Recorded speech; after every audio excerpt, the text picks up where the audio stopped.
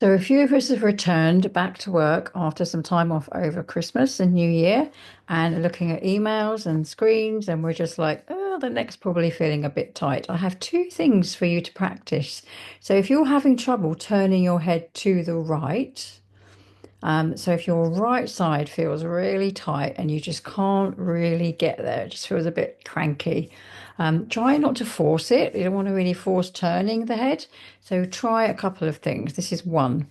So if you can get you're going to turn to the opposite side. So you're going to turn to the left. So if you put your left hand on your forehead, so I'm going to show you something you can do with a pencil in a minute. So if you can't get your hand on your forehead, if this really hurts to get your arm up like this, stay tuned. I've got something else for you. Otherwise, hand goes on the forehead and you're turning to the opposite side that feels painful. And you're gently going to turn your head. Now keep your eyes looking towards your elbow. So your eyes are following your movement and you're going really slowly. So you don't hold your breath. And when you've gone as far as you can go and come back, remember you're going to the opposite side that feels ouchy. Because if you go to the side that feels ouchy, you might increase tension and stress. You might hold your breath, you might clench your jaw. Just goes nice and slow. Just check your shoulder isn't up by your ear. You can always do this in front of a mirror, but it's always good just to sense what is going on in your body.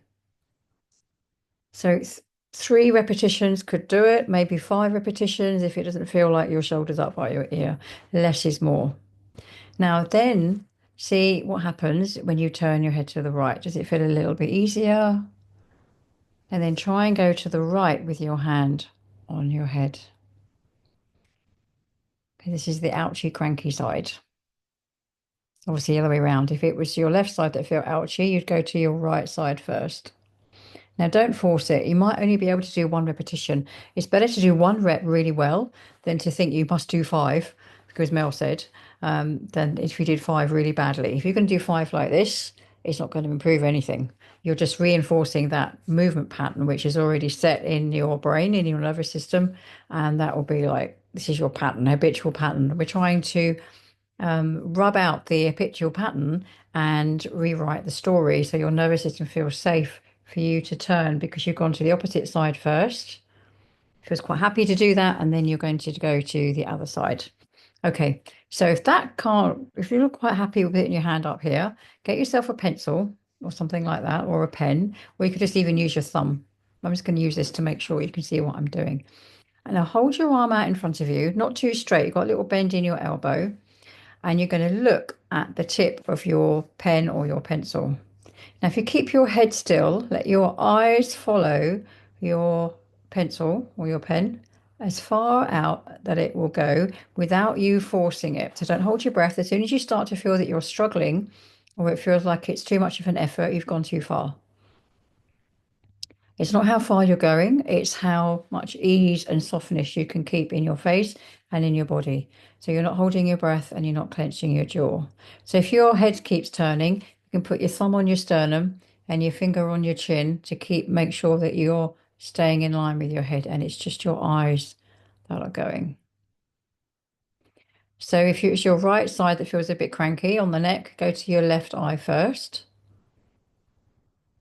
Don't hold your breath.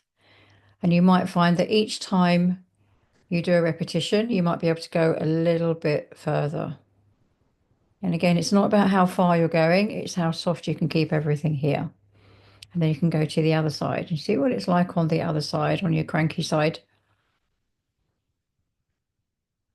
Yes, and I am thinking of the crankies when I say cranky side, ouchy side. Okay, so again, 3 to 5 repetitions, but just the one if you feel like it's too much, if you start to feel eye strain or holding your breath or feeling a little bit tired. Because even though you think, oh, I haven't really done anything, I haven't done push-ups, I haven't done squats, I haven't done lunges, I haven't gone for a run. Now, why do I feel tired doing something as simple as this? So it's just rubbing out some of the layers of maybe a stress that's going on in your life or some kind of like in survival mode, fight, flight, or freeze, if you've got work going on, if you've got loads of emails, if your boss is saying you've got lots of deadlines, or even if you're feeling a little bit, got so much to do. then you're going to have this kind of feeling of that you're in that mode all the time. You'll be living in what you call survival mode, fight, flight, or freeze mode, which we'll talk about on another video. And then what this is doing is bringing you back to this parasympathetic state of your nervous system, which means it calms you down, rest and digest part of your nervous system.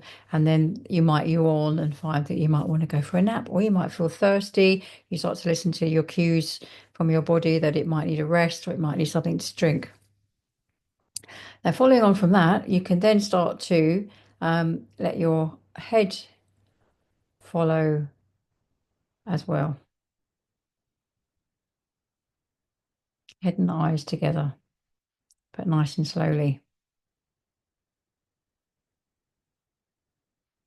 Or you could have some real fun with it and you keep your eyes on the pencil or the pen and your head just goes and you don't move your eyes.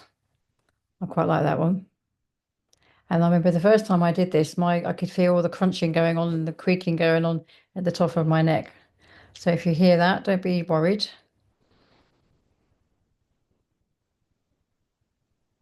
And just check, it's quite nice to check the distance between your chin and your sternum when you're turning, that you're not dropping your head like that and you're not tilting your head. If you find that you're tilting your head up your chin or you're dropping your head like this, that there's some kind of imbalance going on in the neck muscles, and that could be part of the issue of what's going on. So it's best to go slow. Pay attention to the distance between your ears as well and your shoulders, that you don't reduce one side, and then you can always go to the other side as well. Taking it slow and taking it steady. So you're really working with your nervous system, rewiring the patterns, rewriting the patterns, allowing your nervous system to feel safe so it can choose a different path of movement and not just stay stuck with this tight jaw, tight neck, or holding your breath or your jaw and making you feel like your eyes will be smaller because you're trying to clench and hands will be clenched and you'll all be like, ugh. That won't resolve anything. So taking it slow and taking it steady. Okay, happy practicing.